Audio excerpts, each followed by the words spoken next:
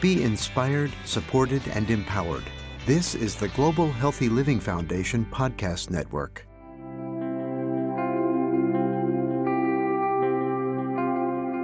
Hello, and welcome to Thriving While Aching, a podcast that inspires and offers insights on how to live a fuller life while navigating the challenges of pain.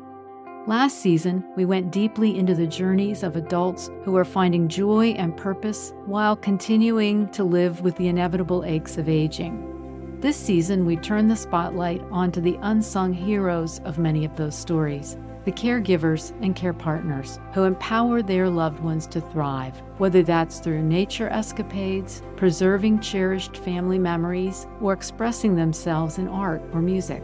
And this season, Mike Eidsaune will be here to reflect, share from his wealth of experience, and offer invaluable advice. So, whether you're a caregiver or know someone who is, this season is for you. Let's dive in.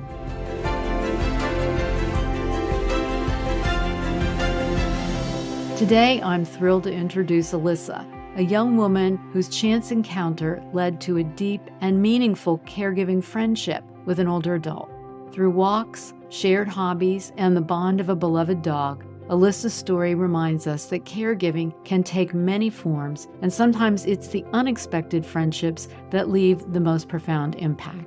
Welcome, Alyssa. Hi, Lori. It's great to have you on the program today. You know, we're talking about thriving while aching, and this particular series is about caregivers. So we've talked to all kinds of caregivers, but you have a very unique story in the relationship that you have. Can you tell us a little bit about the person that you have a caregiving or care friendship with? Sure. More of a caring friendship, but just an older friend that I made in the woods one day who I take hiking a lot. Wow. So you met her in the woods. That sounds intriguing. How did you meet her in the woods? Do you ever just pass by someone that has that sparkle about them and you're like, I want to be friends with this person? That was kind of just her vibe when I started passing her in the woods every now and again, her and her husband. So that's how we started to get acquainted. There's this rusty bench on a trail that we hike at, and I started to see them every now and again at the bench. So one day when I saw her, I said, "Hi, where's Cal?" her husband. And she said he had just passed away. And I started hysterically crying because I just knew they were special, you know? Mm-hmm. And it caught me so off guard. I didn't even realize he was sick. So she started to come looking for me in the woods. And of course, she's much older. So I said, this is not safe for you to be out here alone. We'll exchange information and you can come hiking with us. Because I hike with my pack of dogs. So that's how we got acquainted. It turns out that the rusty bench is the last place she was able to walk to with her husband. So it's a really sentimental spot for her. And it's where we met. So it's a special rusty bench. Wow, what a lovely story. And I know what you mean about seeing somebody with that sparkle, but you must have it as well that she came looking for you. I think when I love someone, I'll do anything for them. And it's that feeling. It doesn't mean I have to have known you forever. It's like when you meet someone special, you know I'm keeping this person around. So yeah, and she's really special and sweet, and just her demeanor when you pass by, just someone that you can't help but smile back at. And I just love that about her. But I love a lot of things about her. So now you meet her regularly to take these walks? Yeah, right now she has a herniated disc, so she's kind of been sitting out. But before that happened, we were meeting at least once a week. Mm-hmm. Either I pick her up and she rides with us, but it's not good for her back right now with her injury. So when she comes out now, she's been meeting us, but she's moving slower. Mm-hmm. But the doctor said it's healing well. So once she's back to her norm, she'll be coming back with us once a week. And she's pretty sturdy on her feet out there. Surprisingly, she can keep a good pace and keep up with the dogs. So wow. But wise of you to say, it's not great to just be out here by yourself and to make that arrangement with her. So she has you as a part of that walking, which is so important to stay strong, is to be able to go out and walk and to enjoy nature. I also just wanted her company. So I was like, yeah, come on with us. It's funny because the day that she told me he passed away, I texted my family group chat and told them about her because I was like, I'm hysterically crying. This couple that reminds me of Nana and Papa. Because we were all really close with my grandparents who recently passed. And my sister was like, oh, you should befriend the older woman. And I was like, oh, yeah, you're right. I should. So that's how I got the idea to exchange info with her and start bringing her out with us. I was going to say, the friendship sounds real, and there's something so profound. One of the things we know about aging and living with pain and loneliness is that one of the best antidotes is to have a friend. Someone you can count on, someone you can see. And so it sounds like that friendship is very important and healing for both of you. What do you think that you have learned from your friendship and your time with your new grandma that you might pass on to others?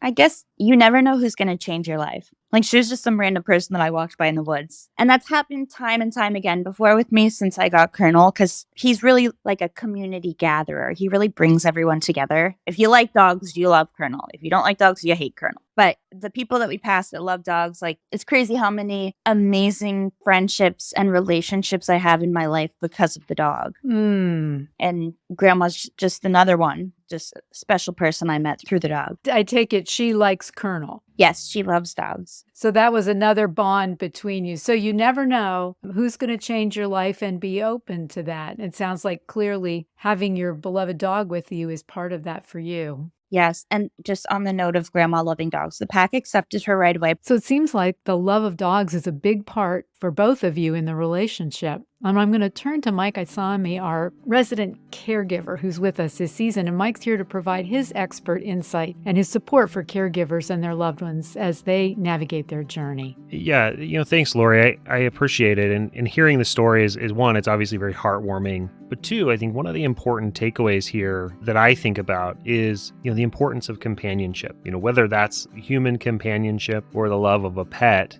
I think that that can be an incredible piece of this, this journey for folks in filling a gap that may have been left when, you lose someone close to you. Maslow talks about his hierarchy of needs. And I think that companionship piece plays a really key part of that. When it's gone, there's a lot of documentation and research that points to the detrimental impacts that can have. So finding and filling that gap can be incredibly important for family caregivers as well as for care recipients. So, there's pet therapy and there's a lot of those things that exist, but, it doesn't have to be something formal. This idea of finding someone and, sort of playing a key role in their life, I think is as simple and as beautiful as it gets. So really, really powerful from Alyssa. It really is. And it does speak to something you've mentioned again, the Surgeon General's report on loneliness. And loneliness isn't just another person. It can be animals as well. Yeah, 100%. I have 2 dogs upstairs in my house that I would love to lend to anyone who is willing. No, I'm just kidding. I love them. I hate them and I love them. So, Alyssa, it sounds like it's another connection. It's another way you connect with people is through the love and enjoyment of the animals. It sounds like that's an important part of this relationship as well. And I understand that you also have some interests that you share, like photography. Oh, yeah. She used to be a photographer as well. She had a portrait studio. Mm-hmm. And you're a photographer. Yes. Photography was my first business before the dog stuff came along. And so what do you two talk about with photography? She was a film photographer, so she tells me more about what it used to be like. I tell her more about like what the current trends are. She took a video of me with the dogs that was horizontal, and I was like, turn your phone vertical, because horizontal never cuts. The picture's so small, and she's like, it's a different world today. But what a great thing to share, sort of giving you some history and some background, and you giving her some tips if she wants to go digital. Yeah, I'd love to jump in on this. I think, one of the things that strikes me about what Alyssa is saying here is finding this common ground and really doubling down and leaning into it. As a caregiver, especially when you're talking about different generations, not, spousal caregiving, when you're talking about 2 very different generations that are engaged in this relationship, finding common ground can feel like an impossibility. But as Alyssa points out, there is that shared interest. And for her, it's photography. And, being able to sort of pull these shared experiences or not shared experiences and then finding the commonality between them, it's a great connection point for them. And obviously, in their case, it's given them plenty to talk about, plenty to lean into, plenty to relate to. And even those moments where she's sort of talking about how to frame the picture, for Instagram and for social today, like that's not something that I think a lot of folks are used to in that generation. So it's so heartwarming to hear. And this experience, it feels almost like the setting for a movie at the end of the day, where you have these 2 sort of obviously very different age individuals finding this sort of commonality and sharing this life experience together is really really heartwarming and sort of just fun to hear and listen to and be engaged in. It is. And then to add the shared hobbies, something that interest that they can share that leads to some great conversation. And I think even a deeper connection. And I think that can happen for other caregivers and the people that they love and care for when they find, as you say, that common ground. Alyssa, I'm sure you've also probably heard some really interesting stories as you've gotten to know her. Career and personal, she just has great stories. I just love hearing stories about life. So yes, she was telling me about when she was leaving her ex-boyfriend and he was crying about it. And she said to his dog, "I'm really going to miss you, Seamus. Goodbye, Bill." She said leaving the dog was the hardest part. I just love hearing her talk. And I would imagine having someone to talk to who loves hearing her talk is a very important thing. For everyone, yeah. For me too. It's she'll listen to me talk too.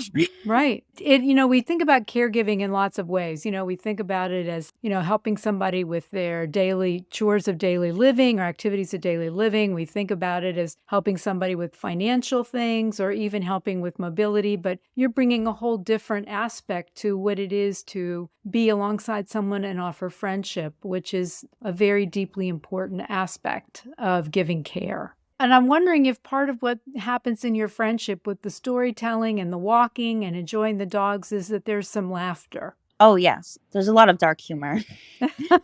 And that's good for both of you to have a laugh. Light humor and dark humor, yes. Mm-hmm. We do it all. Yes. Everyone in my circle is very funny. That's good medicine. Yeah, the best medicine. So one of the things I'm wondering about is, you've said that your new grandma is hiking in the woods and, she's keeping her mobility up. How is she dealing with aches and pains? Yes. Okay. It's really hard. The physical, I think partly the pain of the physical issue with her back, but also the emotional pain of knowing she's found something she really cherishes and can do and enjoy exercise-wise and companionship-wise. She's not able to do right now. That's really hard for her. What's been good and enjoyable for all of us is Mother's Day. Well, actually, that was right before she got her injury, but Kernel's birthday, which is midsummer when her back was really bad. We went over to her house for dinner or one day just to visit. And that's really fun to just spend quality time together. She loves seeing the dog. It's not going hiking with the pack, but it's quite special for her to get a visit from Kernel because she likes to walk him around the building and stuff. She's like, "Can we go down to get the mail?" I'm like, sure. She wants, I don't know, she just wants to walk him. She just enjoys his presence. And I guess that's with her physical issue right now. That's the exercise for the day is going down to get the mail. Well, that's not a little thing if you have a herniated disc. For sure. So easy stuff like that where she lives close to us. So it's easy for us to pop over there. Mm-hmm. And I'm an introvert. So for me, one visit, and so is she's for me, one visit from one friend is enough for the day or a few days. I just don't need that, so just a little gesture like that is also enjoyable for us is helpful to her, particularly right now. And one of the things I hear you saying, Alyssa, is you pace yourself with her to do what physically she's able to do and to help keep her moving. For somebody who hikes in the woods to have a walk to the mailbox be a big deal is, she's having a tough time, but the companionship and the sort of nudge, yeah, let's do it. Mm-hmm. Well, it sounds like your visits with new grandma are priceless for both of you. And the effort that you make and the effort she makes to be out and to stay mobile makes a big difference. Definitely. Well, thank you so much for coming on to the podcast and for inspiring us and sharing your story. Yeah, I really hope and expect enough of humanity to say that anyone in the situation I was in should have just done the exact same thing. Didn't take anything. If anything, it was beneficial to me because I got such a special new friend. So happy to do it and hope other people would too. Well, thank you. Thank you.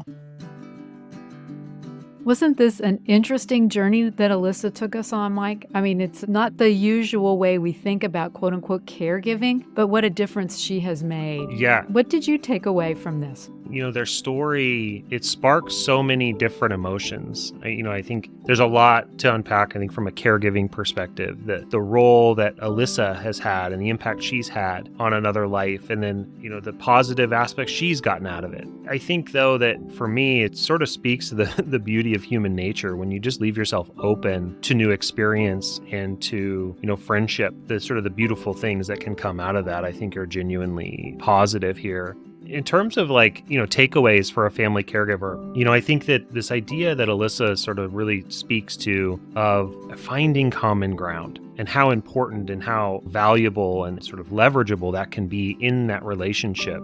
I think of my experiences as a caregiver, to which there have been many over the years, but one in particular with my grandfather. When I got to spend time with him, I always made an effort and sort of considered it a little bit of a challenge to do this, where I would poke and prod him with questions about his experience in the war and being, a submariner, and not just asking him sort of the general, but really digging into that second layer and asking him to elaborate on certain events or experiences from that time. I found, it to be very fascinating because some of the stories he would tell were brash in nature, so I always found that sort of fun. But two, you could see this sort of moment with him where, as I was leaning in, he mirrored that. And he would lean into the story. And it created this really beautiful connection between me and him that maybe otherwise wouldn't have been there unless I was sort of prodding him about what that experience looked like. And so one of the key things I think for caregivers to take away here is to really lean in. Don't just ask one question. Ask the follow-on and the follow-on and the follow-on and see where that takes you. And that, I think, can lead to, like in Alyssa's case, this mutual love and shared hobby that otherwise, had she not leaned into the experience and really been curious, she would have never gotten to. Absolutely. And I also love that part of her leaning in was even engaging in this friendship. There's so many ways we define caregiving, and this is an unusual one because it's a friendship that occurred sort of out of the home, out of the regular routine, but became, as you say, very meaningful and supportive. So there are many ways to be a caregiver, and so it's another way to sort of take away, it's not all in the home, activities of daily living. It's many, many faceted in the way that we can help those we love thrive. 100%. And if there's one thing that we take away from this episode and frankly this series, it's this idea that you don't have to check the box, yes, I am a caregiver, in order to be able to have the impact that family caregivers have. And Alyssa's a perfect example of that. I think if you asked her, are you a family caregiver, it wouldn't equate in her mind. She's not going to put that on the resume because she just doesn't see herself in that role. But when you dissect what she's doing and the positive impact that she's having, she absolutely is. And she's playing an incredible part in this person's life. And she's, I think, quite frankly, probably doing a lot more good than she really realizes at the end of the day. She and Kernel, they're doing it.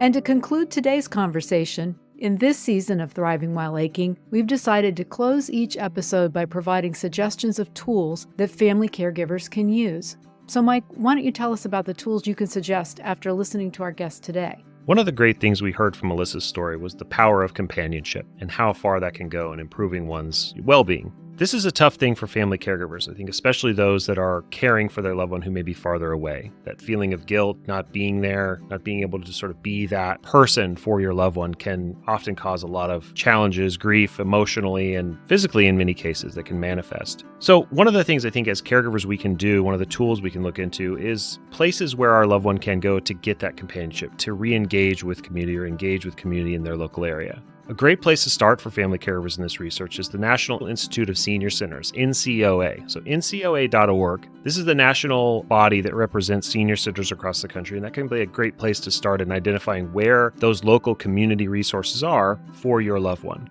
Typically, a senior center is a place that is funded locally by local government to put on activities, to host local events, and typically Monday through Sunday, you can find things that are going on there that you could typically engage with, and many times they'll offer free transportation. So that's a great resource, a great place to start. Another option for family caregivers would be an organization like PAPA, which is sort of a home care, but more of a companionship program where you can hire individuals to sort of just be companions to your loved one. Then, help them with local grocery shopping, chores, that type of stuff, but also just be in presence with that person to ensure that they're not having that loneliness that otherwise would come if they weren't. So those are two solutions I think family caregivers can explore to help tackle this loneliness and loss of companionship.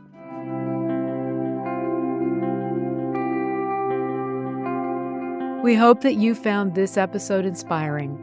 We want to thank Alyssa for sharing her experience and insight. We hope our discussion will help shed a light on the important role of caregivers in patients' journeys. And of course, we want to thank you, our listeners. We believe that the journey of caregiving is as unique as each person it touches, and we are inspired by our guests, who are such marvelous examples of helping their loved ones thrive. We encourage you to keep the conversation going, sharing your experience and questions with us by reaching out at podcasts@ghlf.org and be a part of our thriving community. Be sure to check out the toolkit for caregivers that Mike has shared at the end of each episode. For more enriching content and resources, visit the show page at ghlf.org/listen. This podcast is made possible with support from Kenview, sponsor of the Global Healthy Living Foundation. Until next time, may you and your loved ones thrive with unwavering strength and grace.